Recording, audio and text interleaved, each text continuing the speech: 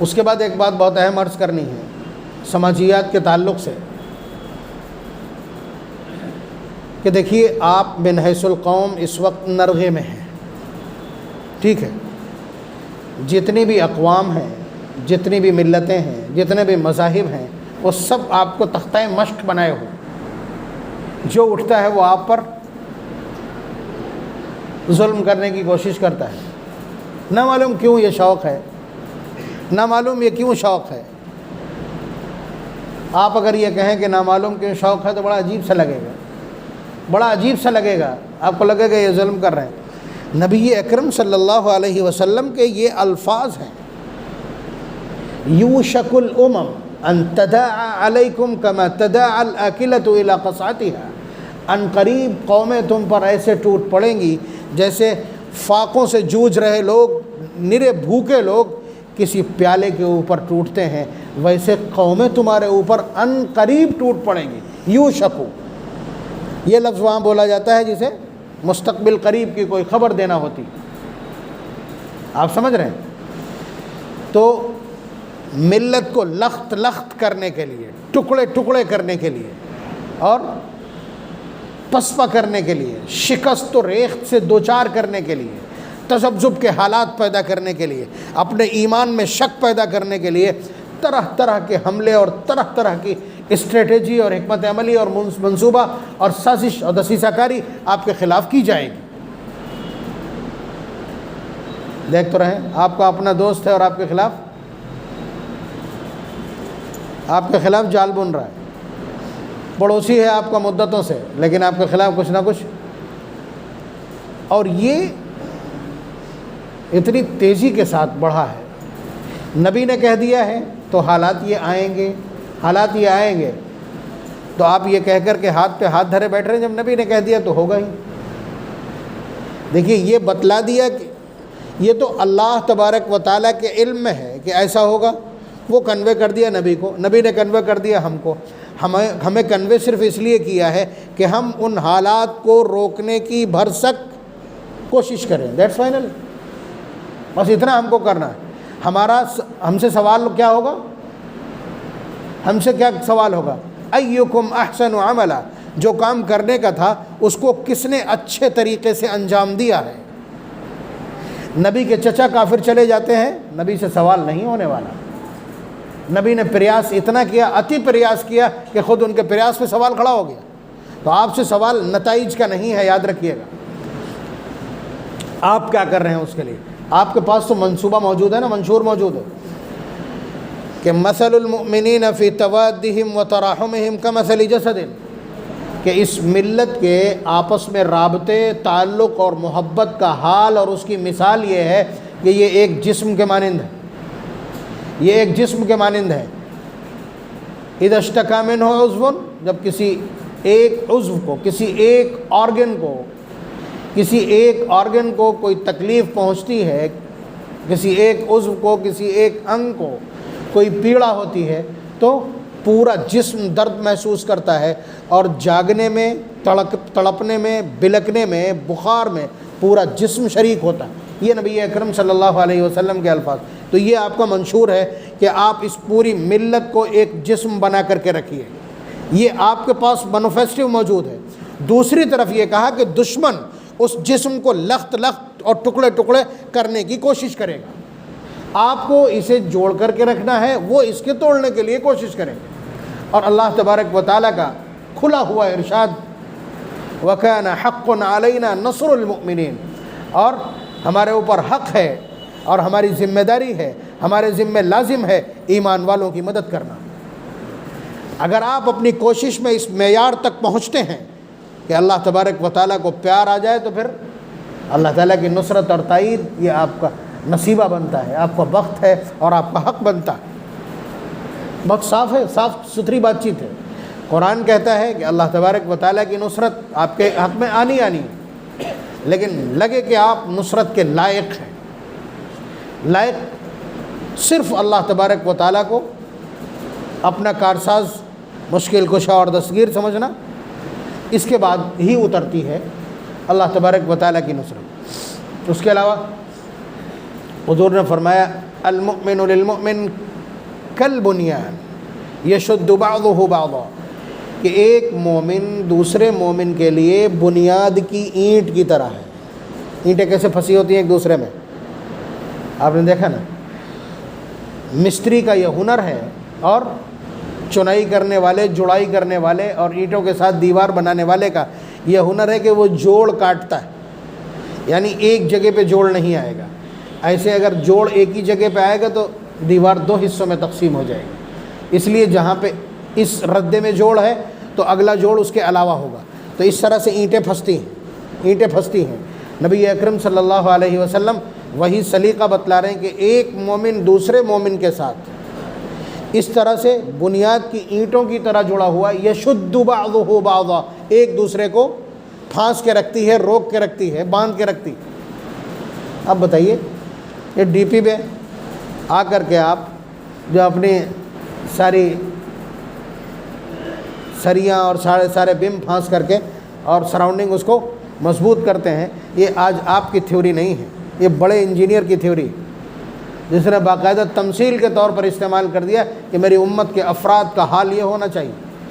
اگر کوئی آپ ایک ہنر رکھتے ہیں تو آپ اس سے تعاون کیجئے، وہ دوسرا ہنر رکھتا ہے وہ آپ سے تعاون کرے گا، ایک دوسرے کے تعاون سے یہ پورا سماج، پورا معاشرہ آپس میں مربوط اور مضبوط اور مستحکم رہنا چاہیے۔ لیکن کیا کہیے، گھر سے لے کر کے اور سیاسی میدانوں تک باقاعدہ ہم اختلافات کی ریہرسل کر رہے ہیں، نچلے حصے میں دیکھیے 3 لوگ ہیں، آپس میں دوست ہیں، ایک ابسینٹ ہے تو 2 بیٹھ کر کے اس کی برائی کر رہے ہیں، حالانکہ کہنے کو دوست ہیں۔ یہ ہمارا اس وقت کا موجودہ مزاج ہے، اور جب وہ نہیں ہوگا باقی 2 ملیں گے تو اس کی برائی کر رہے ہوں گے۔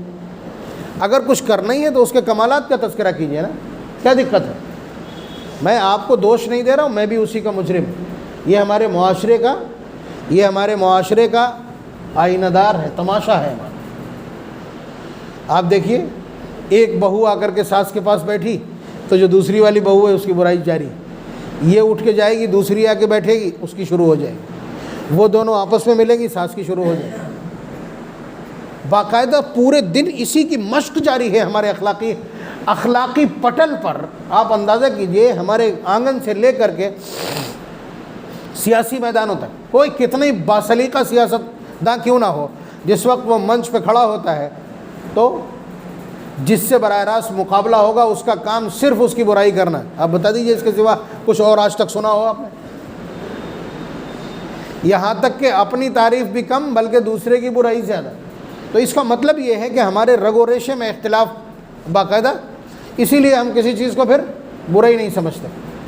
اب بتائیے، کوئی آدمی ہماری دکان پہ سودا لینے آتا ہے، ہم کو معلوم ہے پڑوسی کے پاس وہ سودا موجود ہے، لیکن ہمارا 36 کا آنکڑا، کسی پڑوسی سے ہمارے تعلقات ٹھیک ہیں ہی نہیں، تو ہم وہاں نہ بتا کے کہیں اور بھیج دیتے ہیں اس کو۔ مطلب یہ بہت چھوٹی چھوٹی مثالیں، بہت گھناؤنی مثالیں میں آپ کی خدمت میں عرض کر رہا ہوں۔ انہیں گھناؤنا کیا کس نے؟ ہم ہی نے کیا ہے نا، کہ ہم اتنے نچلے پیمانے تک نفرتوں کو رائج کر چکے ہیں، اور اس کے علاوہ دوسرے لوگ مل کر کے تو ماشاءاللہ کیا کوشش نہیں کریں گے جب ہمارا اپنا یہ پیمانہ۔ اب دیکھیے نا، آج کل وہ ایکس مسلم کیا کہتے ہیں، پھٹیچر مسلم، پتہ نہیں کہاں سے پکڑ لاتے ہیں، انہیں بیچاروں کو پیسے ویسے دیتے ہیں، اور اس کے بعد آ کر کے اب پتہ نہیں وہ کون ہے۔ تو اسلام، یہ سمجھ لے کوئی کہ اسلام کو بدنام کرنے کی کوشش ایسی ہے جیسے کوئی سورج پہ تھوک رہا ہو، وہ تھوک جائے گا کہاں؟ وہ تھوک کہاں جائے گا؟ منہ پہ آ جائے گا۔ جو بھی پڑھنا شروع کرے گا اندھے منہ گر پڑے گا، یہ طے ہے۔ یہ ساری بدنامیاں ہماری ہیں کہ ہم نے صورتحال یہ بنا رکھی، ہمارے آنگن سے لے کر کے اور سماج کے گلیاروں تک ہماری اپنی اخلاقی جو کیفیت ہے اس کا حال یہ ہے۔ اور سب سے خطرناک صورتحال اب یہ ہو گئی ہے کہ دینی معاملات کو بھی نفرتوں کے لیے استعمال کیا جا رہا ہے۔ یہ نیا زخم ہے، خطرناک ترین زخم ہے، اور یہ اس وقت آپ کو دکھے گا بھی۔ دھیان سے سنیں، بالخصوص نوجوان، وہ نوجوان جو پڑھ رہے ہیں۔ دین اس وقت مکمل ہو گیا تھا جب نبی اکرم صلی اللہ علیہ وسلم پر جبل رحمت پر آیت اتری تھی الیوم اکملت لکم دینکم، اس کے بعد سے احکامات آنا اتر گئے تھے، ایک آدھ آیات کے ایک آدھ ٹکڑے اس کے بعد بھی اترے ہیں۔ مثلا سب سے آخری ٹکڑا قرآن کریم کا جو اترا ہے واتقوا یوما ترجعون فیہ الی اللہ، سورہ بقرہ پارہ نمبر 3 کا، یہ سب سے آخری ٹکڑا ہے جو قرآن کریم کا اترا ہے، بحیثیت سورت کے سورہ نصر اتری ہے، لیکن احکامات کے نام پر یہ فل اسٹاپ ہے، مکمل ہو گیا۔ نبی اکرم صلی اللہ علیہ وسلم نے کن کن طریقوں سے عمل کیا ہے، اور اعمال میں آپ کے کہیں کہیں ویریشن ہے، نیت باندھنے میں اور تکبیر تحریمہ میں یا دیگر اور مسائل میں، تمام صحابہ نے الگ الگ اس کو نقل کیا اور اس پر صحابہ نے عمل بھی کیا، کوئی صحابی کس طرح عمل کرتا ہے، کوئی کسی طرح عمل کرتا ہے۔ اس کے بعد جب یہ معاملہ اور تھوڑا سا بڑھا، محدثین نے اپنے اپنے طور پر تحقیق کی، جو محدث اور فقیہ دونوں تھے انہوں نے مل کر کے مستقل ان تمام مسائل کو مدون کیا، تو پھر امت نے یہ طے کر دیا کہ یہ 4 لوگ بہت معتبر ہیں، ان کی فالوئنگ بہت زیادہ ہے، اس لیے ان 4 کو برحق قرار دیا جاتا ہے جو 4 ائمہ کہلاتے ہیں، ٹھیک ہے۔ اس کے بعد سے آج تک یعنی 1300 سال تک، ابھی 14.5 ہو رہے ہیں، 1300 سال تک کوئی مسئلہ ہی نہیں تھا۔ اس کے بعد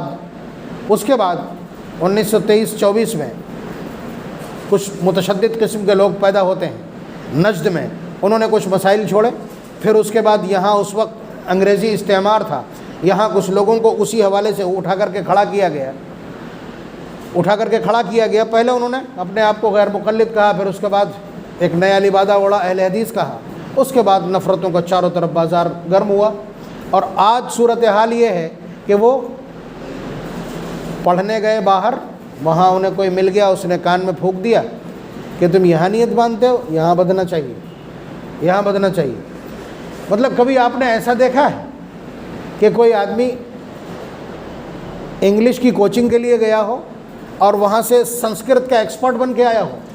دیکھا کہیں ایسا؟ کبھی دیکھا ایسا؟ نہیں دیکھا آپ نے۔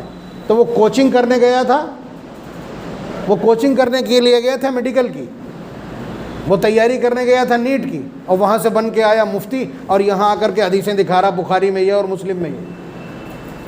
پڑھنے کیا گیا تھا اور پڑھ کے کیا آ گیا؟ اس کا مطلب شیطان نے کو کر دیا اس کے کان میں، اور یہاں بیٹھ کر کے راتوں میں شب قدر میں یہ بدتمیزی سننے کو ملی کہ کوئی نوجوان آیا نماز پڑھنے کے لیے، اسے بتا رہے دیکھو یہ موبائل میں یہ لکھا ہے، یہ نیت یہاں باندھا کرو۔ موبائل سے دین سیکھے گا، موبائل کس کے قابو میں ہے؟ موبائل کا سسٹم کس کے قابو میں؟ موبائل سے دین سیکھے گا تو اولاد بھی نہیں بچے گا اپنے باپ کی، حالات اتنے خراب ہیں۔ اس لیے اللہ کے واسطے دین میں اتنی ٹانگ اڑاؤ جتنا جانتے ہو۔ یہاں 20 سال پڑھ کر کے آئے ہیں اور آج بھی مستقل صبح سے شام تک 2-4 گھنٹے پڑھنے میں گزرتے ہیں۔ ہمارے ہاتھ ابھی یہی ہیں، تم پڑھنے گئے تھے کہیں، شیطان نے راستے میں کو کر دیا، یہاں چڑھ گئے۔ کیا مسئلہ ہے بھائی؟ کیا مسئلہ ہے؟ کچھ عقل بھی تو لگائی جاتی ہے نا۔ اگر اسی بدماش سے ہم یہ پوچھ لیں، سیاہ ستہ رکھ دیں، 6 کتابیں ہم رکھ دیں، اگر اس سے کہتے ہیں اس میں سے بتا دے بخاری کون سی ہے، تو پاجامہ گیلا ہو جائے گا اس کا۔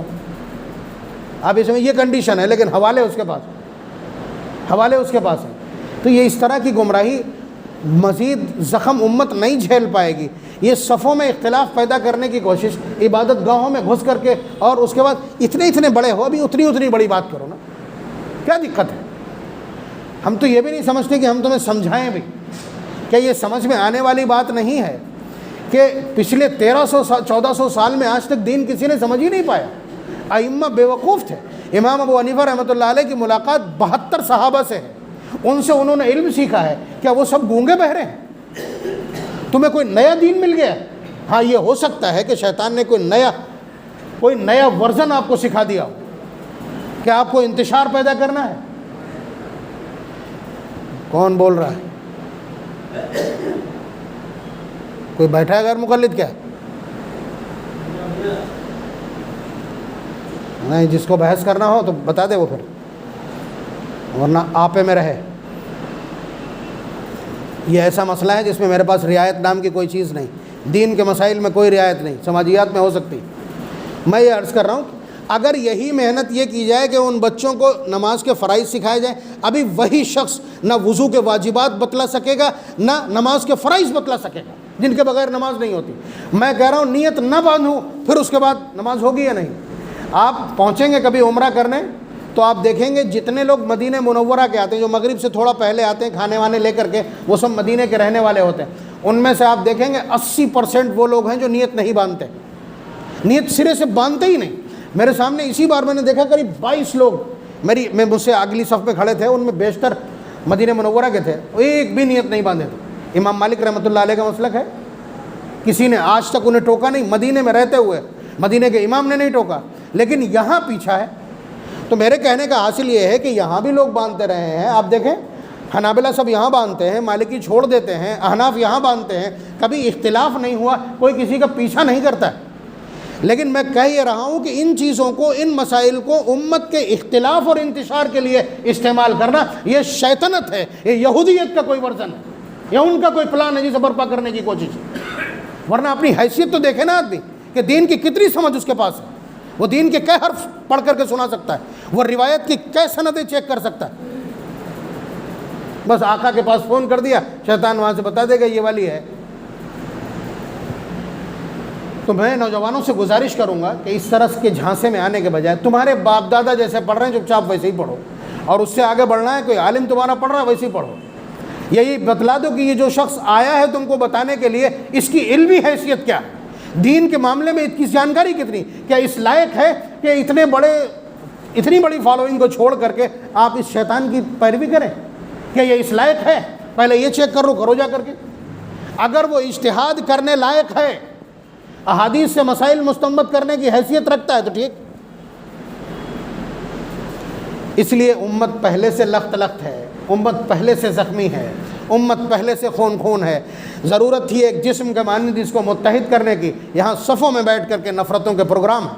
اللہ کے واسطے نوجوان سمجھو، امت کو متحد کرنے کے لیے کوئی پلان اگر لانچ کر سکتے ہو تو استقبال ہے، ورنہ اس طرح کی حرکتیں نہ کرو۔ اللہ تبارک و تعالی ہماری نئی نسل کو سمجھ عنایت فرمائے، دین کو سیکھنے، سمجھنے اور اس کی بنیاد اور اس کا فنڈامنٹل جاننے کی توفیق اور ہمت اور وقت مرحمت فرمائے۔ وآخر دعوانا الحمدللہ رب العالمین۔